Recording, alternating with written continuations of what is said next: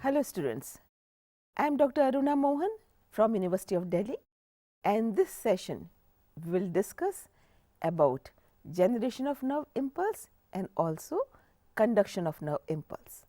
In the previous session, we did understand the situation when nerve cell is in a resting condition, and we have understood the resting potential. Now, what will happen to the resting potential of a nerve cell which was in a resting condition and now is being applied with the stimulus, and that is what we will understand in this particular session. You can see in this diagram the nerve membrane is shown, which is positively charged outside and negatively charged inside. It is in a resting potential. Now, stimulus is provided, say at point A. From point A, it has to move further on the membrane. What will happen at that point of time when stimulus is given? It is to be conducted. So, what happens when the particular point of a nerve cell is stimulated by any stimuli?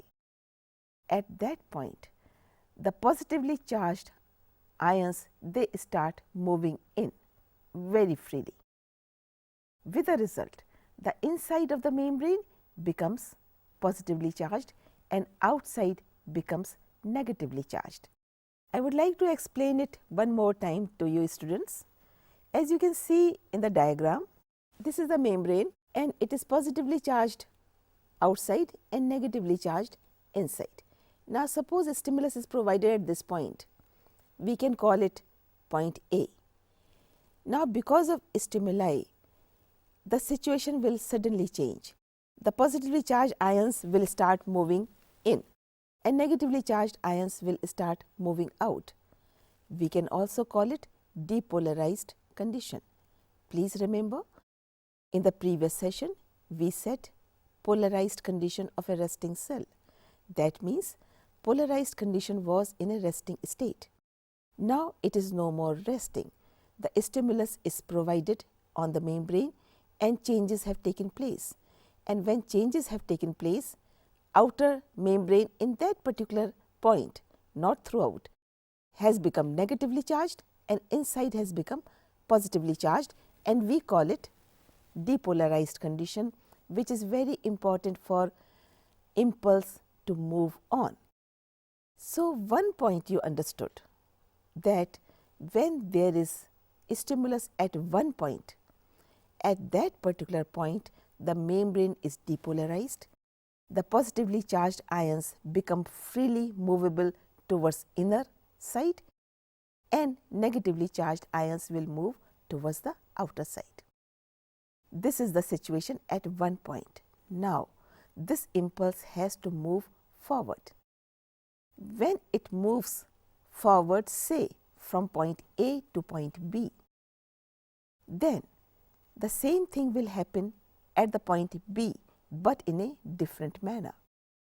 Of course, the positively charged ions will move in and negatively charged ions will move out, but outside the membrane the movement will be from B to A and inside it will be A to B. That will also imply that outer membrane will become negatively charged, inner positively charged, because circuit is completed. And it will also mean that the point A becomes normal, the positively charged outside, the negatively charged inside. I repeat this point once again. When stimulus is at point A, the movement of positively charged ions in and negatively charged ions out. But when stimulus moves from point A to B, then outside ions the movement is B to A and inside is A to B. Circuit is completed and hence at point B, the outer membrane is now negatively charged, inner membrane is now positively charged, but A has become normal. That is positive outside and negatively inside. Similarly, when this impulse will move from B to C, the C will change and B will become normal. So, what point I am trying to emphasize is, as the impulse moves on, the points behind become normal. So, the nerve cell is in a depolarized condition only at the point where the impulse has moved, not through which it has moved. The behind part becomes normal. So, once the impulse has passed through total nerve cell, the total nerve cell will become normal or in the polarized condition. Depolarized condition comes only when impulse is passing through that particular point. So, students, I am sure you have understood what is meant by depolarized condition. Polarity of the membrane at the site A is reversed, hence depolarized, and I am sure you have also understood the importance of depolarized condition in this particular case, because stimulus can move only by making membrane depolarized. Now, this is a point where you can understand action potential. I am sure you remember the resting potential of a resting nerve cell. You also remember about ion position in a resting nerve cell. Now, you have understood what happened when impulse was passing through nerve cell, when it had become depolarized. So, this condition is called action potential in comparison to the resting potential which you understood earlier. So, action potential means electrical potential difference across the plasma membrane at site A is called action potential, also termed as nerve impulse. This is very important point. Action potential means some action taking place, changes in the gradient, changes in the electrical potential, and when it happened? When you applied stimulus.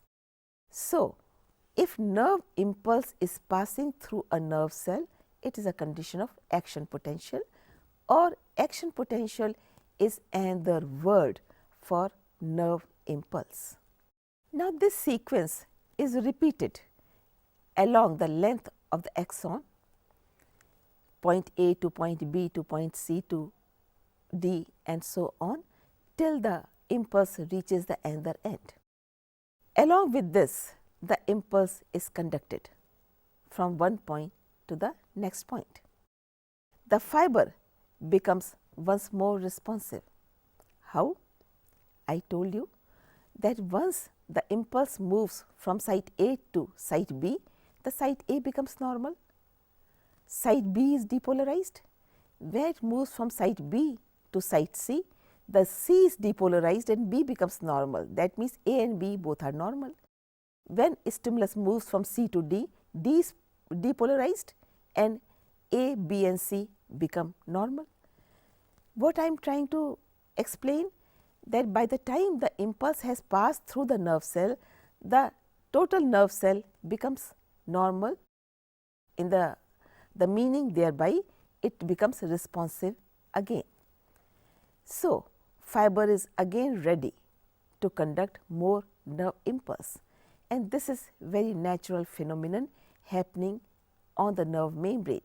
In short, you can understand it like this, that it is in a resting condition, the resting potential, it is in a polarized condition where it is resting, and when impulse is passing through this, it is depolarized, and the action potential comes in.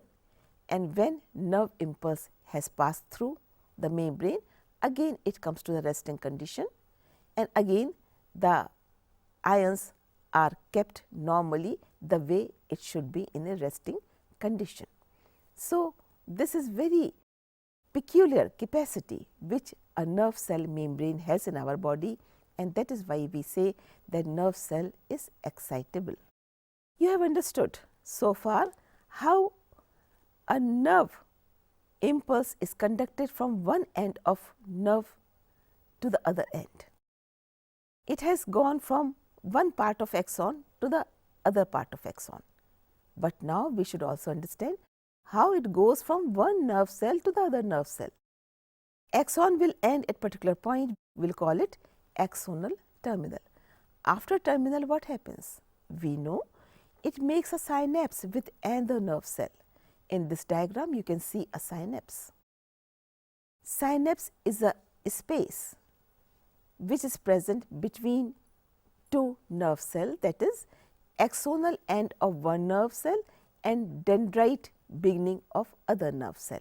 Now, this stimulus which is brought through axon up to the axonal terminal should move on to other nerve cell through synapse, entering the dendrite and again going through axon, again reaching the axonal terminal.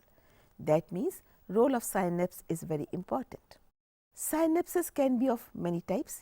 It can be electrical synapse or it can be chemical synapse.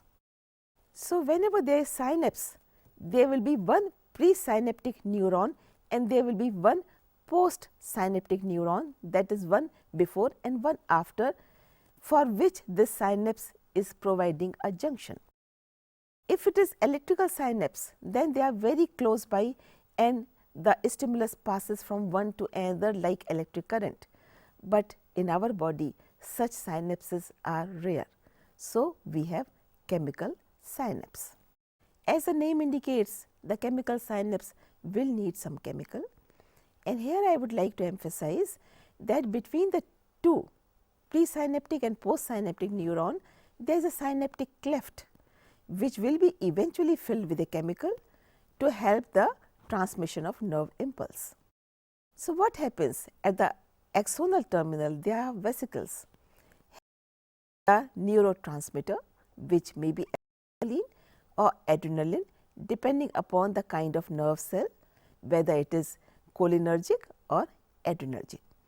Now, these vesicles will release the neurotransmitter when the impulse reaches up to the axonal terminal, and they will come close to the membrane and burst and give out the neurotransmitter, and this neurotransmitter will join with the receptor molecule of the membrane of other neuron, and hence the nerve impulse is transmitted through neurotransmitter.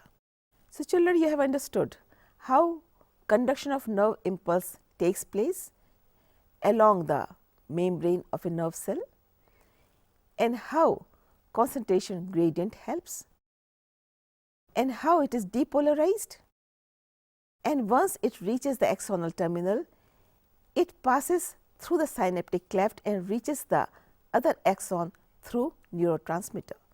This is the process how nerve impulse is transmitted along the nerve in our body. Thank you.